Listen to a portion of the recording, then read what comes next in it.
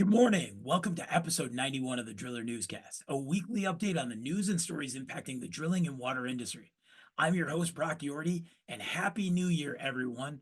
It's our first full business week of 2024, so let's get to work. This week in the news, we'll start in Wisconsin and end in New Mexico, talking about water quality and direct potable reuse. Our feature this week is an announcement by the Department of Energy of an additional $40 million focusing on training energy auditors for commercial and residential buildings. This leads directly back into the importance of ground source geothermal, these big center of excellence training opportunities that are coming out, and how we as the geothermal drilling industry scale up, show our professional presence and our integrity, and how we are capable of meeting the needs for all of these ground source geothermal heat pumps. But before we get into this great content, let's talk some safety. All right, let's talk safety in 2024. What is that New Year's resolution you have? Work smarter, work safer, shorter hours, more efficient. What are we looking at? I think of all the job sites I was on in 2023 and before, and good choices and bad choices being made, getting to work as a safety professional on sites and thinking about, are we mitigating the risk or are we increasing it? And every time I'm on a job site and I see that bad choice made, I instantly think of that TV show I watched on MTV in the late 90s, early 2000s that started with warning, these tasks, these stunts were performed. And what is it for us? Warning, these tasks were performed by professionals or supervised by professionals. So for your safety and protection of those around you, do not attempt any of these tasks without the proper training. Proper training. What is your SOP? What is your job safety analysis? Are we using the right tools? Here's the deal. This is going to be a big impact again this year as it was last year, and it's just going to continue to snowball. And that is 50% of construction injuries are caused by overexertion and repetitive stress. That's right. Swinging those pipe wrenches, lifting those bags, poor ergonomics. We're in bulky clothes right now because it's winter and it's wet and we're twisting and we're turning in poor ways. We have to think about, how do we mitigate the risks of these soft tissue injuries? The Center for Disease Control and Prevention calls overexertion the leading cause of work-related soft tissue or musculoskeletal disorders among construction workers. The Bureau of Labor Statistics traces more than 50% of soft tissue injuries to lifting objects. I know we put out that job rec and we're looking for new hires and we say they must be able to lift over 50 pounds.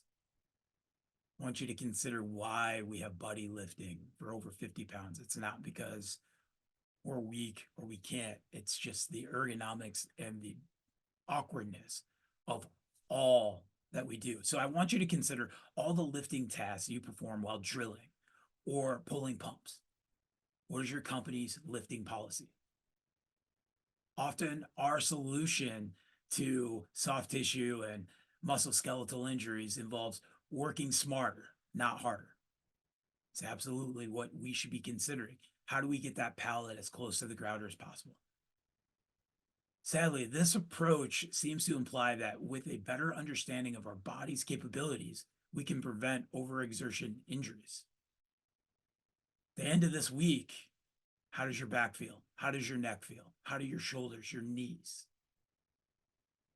What we really need to be thinking about is the actual solution starts with bringing the team together to study the ergonomic process of our daily job site tasks. Yes, going back to what our tasks look like, how they're outlined, and what is that standard operating procedure. This study should assess the team's work and the relationship between the physical job and the ability of the team to make good choices.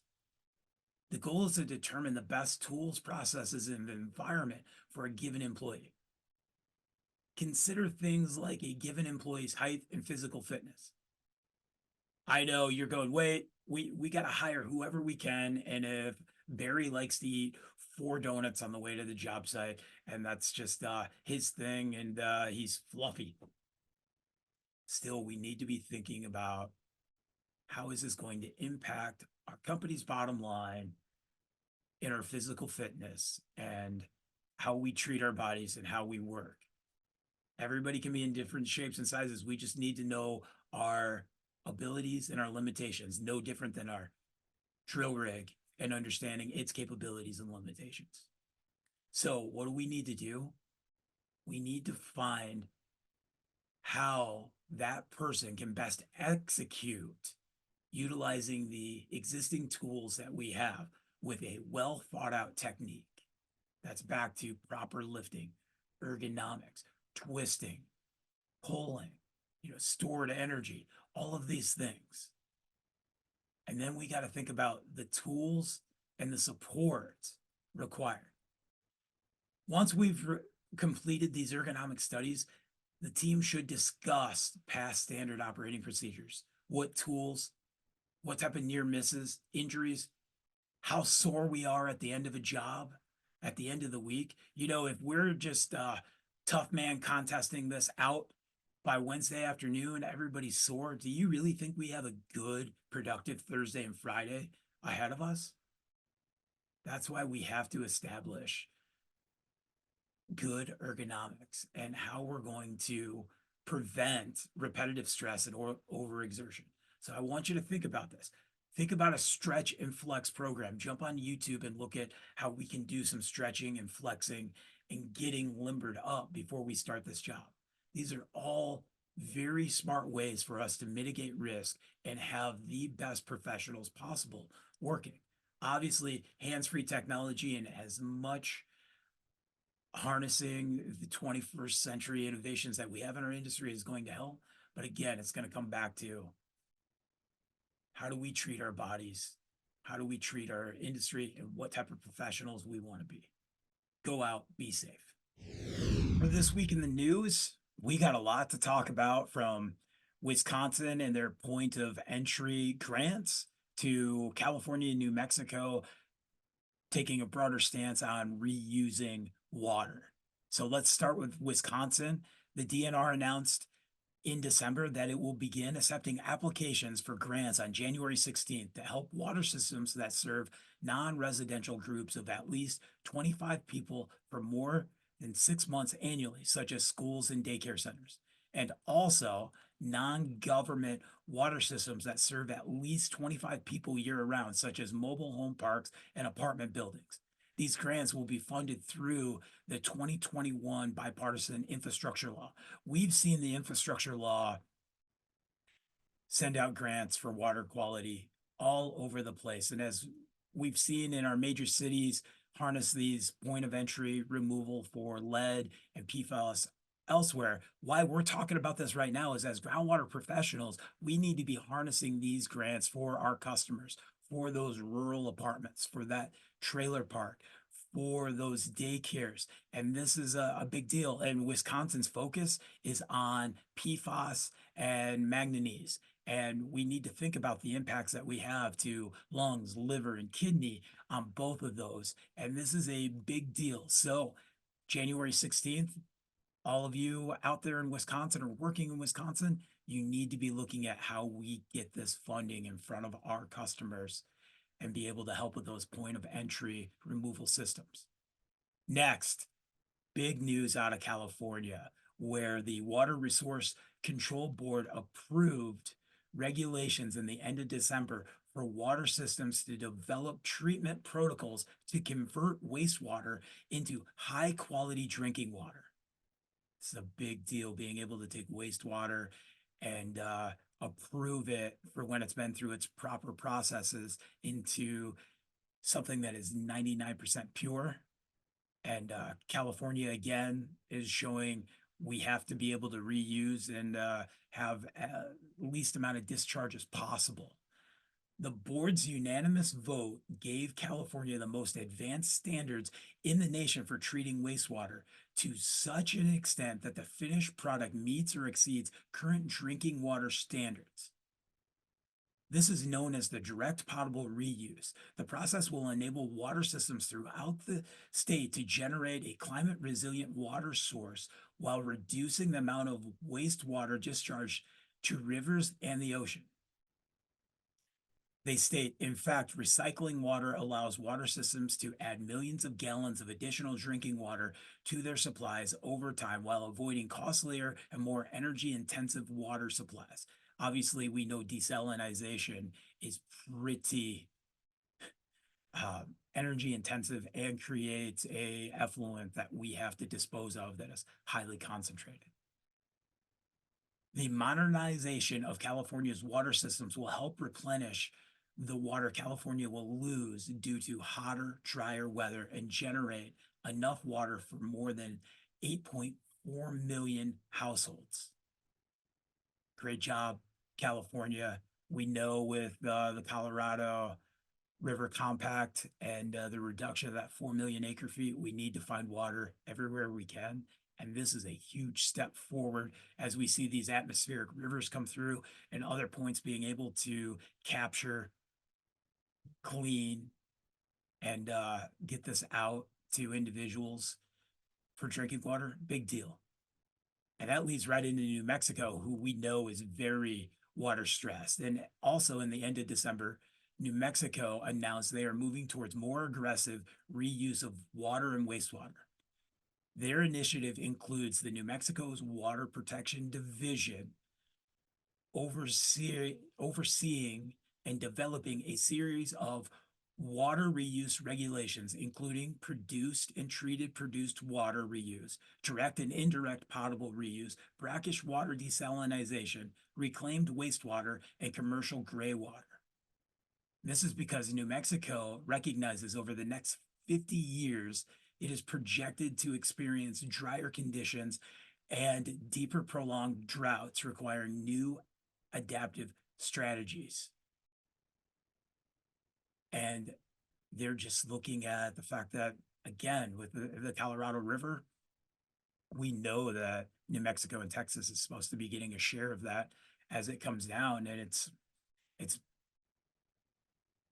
we just don't have the allotment. And so this is a great proactive way for New Mexico's water supply to continue to improve. The reuse of water is an adaptation measure that reduces the pressure on freshwater resources and increases water security and resilience.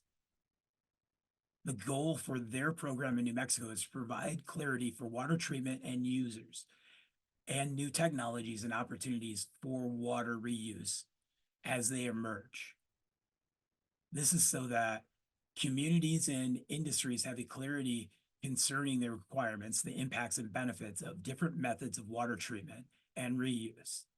And obviously this goes on to the ability to be able to increase infrastructure, be able to be strategic, reduce the amount of energy used for treatment by looking at our new 21st century methods and gleaming all of this off.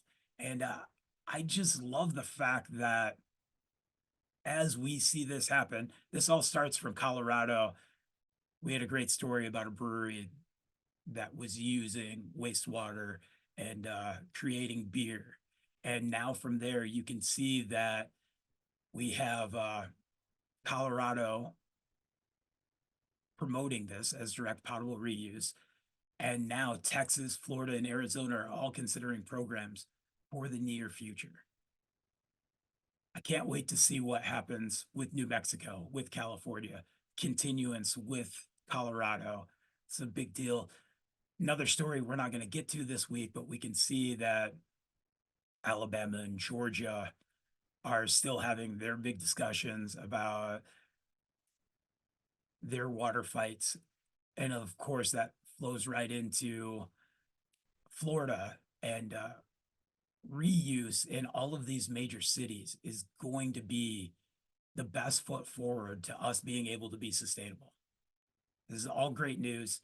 We've got to stay on top of it. For our feature this week, we as geothermal drilling professionals need to be paying attention to all of the optics that are happening within the ground source heat pump industry, their green jobs initiatives, all of this. And that's as we see the US Department of Energy is now accepting applications for competitive funding to upskill the workforce with the energy efficiency certifications.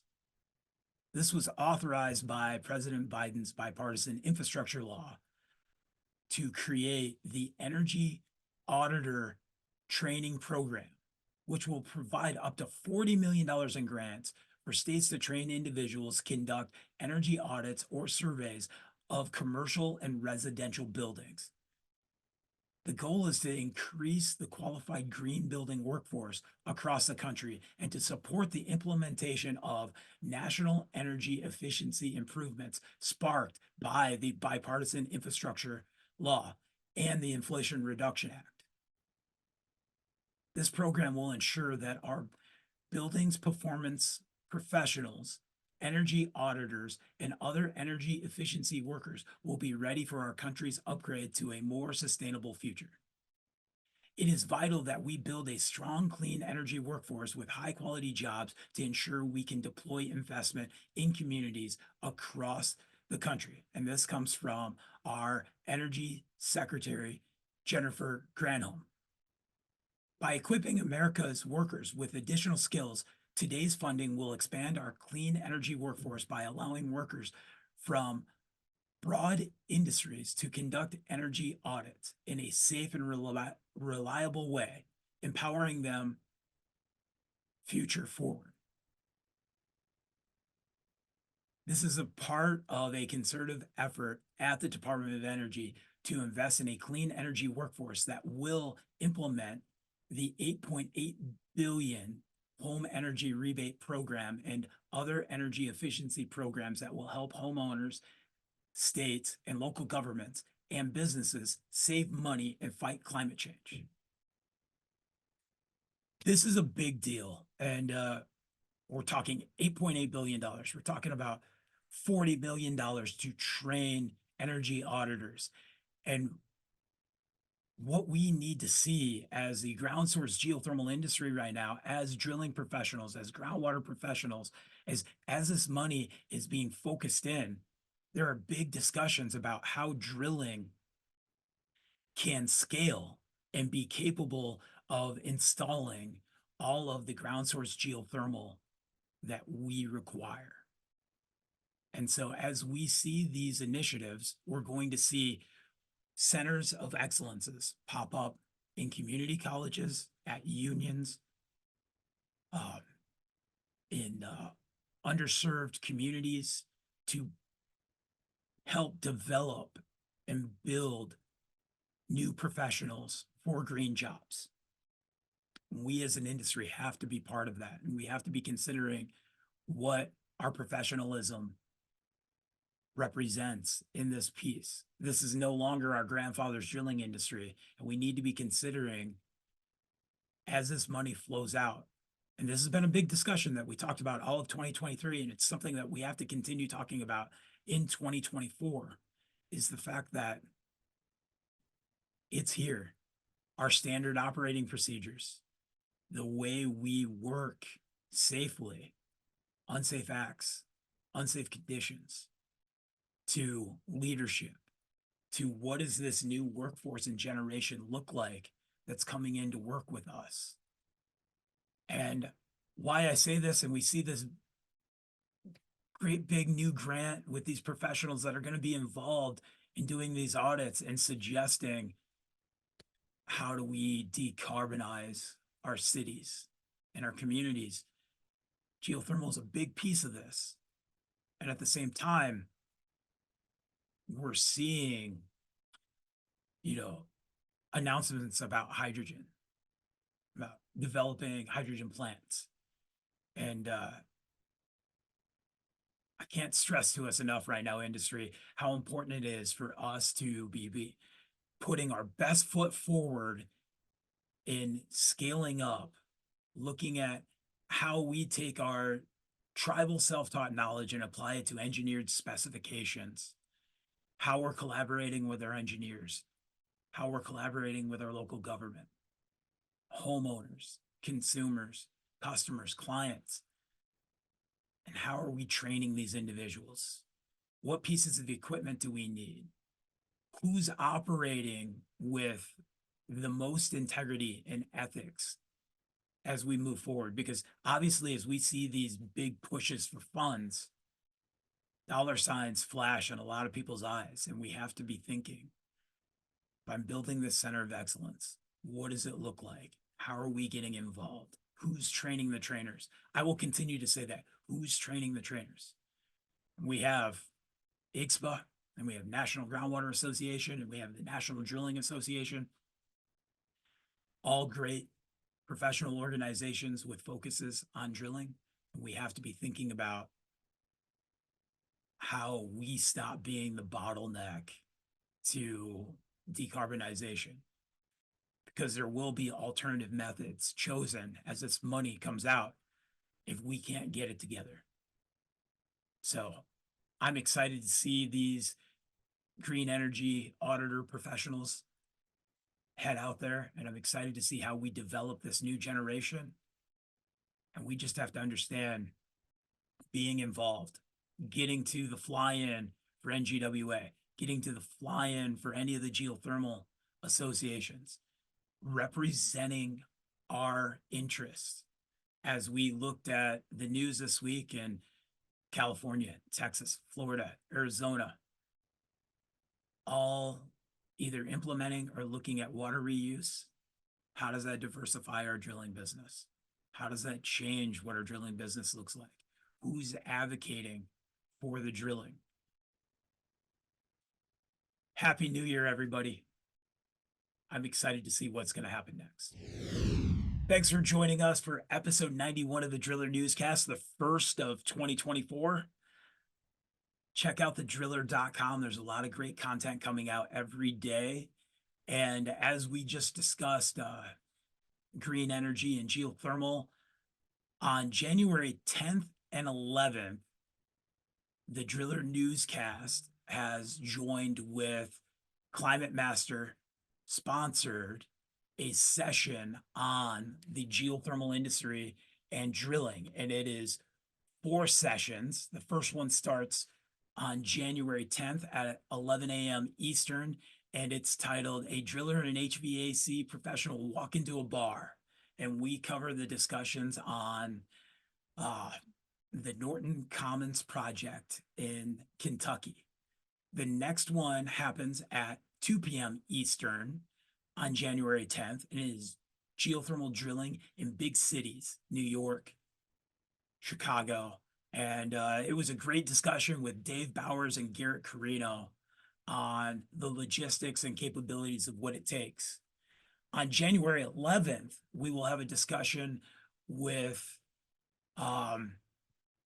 2 just industry motivators in looking at new technologies. And at 11 a.m., January 11th, geothermal drilling and harnessing special capabilities.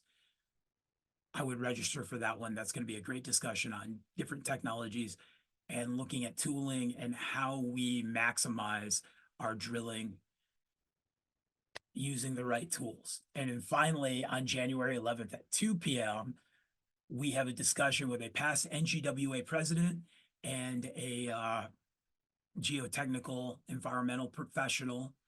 And we're going to talk about balancing a successful water well business with an opportunity for thriving geothermal industry. And that's, again, as we look, there's only 23 million private water wells out there. What does our business look like as we diversify and we look at our equipment, and how can we balance that and help with this major decarbonization movement? So go to thedriller.com and check out the events and be part of this great 4 sessions that occurred while we were at the IGSPA event, and we will be having live Q&As. So January 10th and 11th, hope to see you there. Thanks, everybody.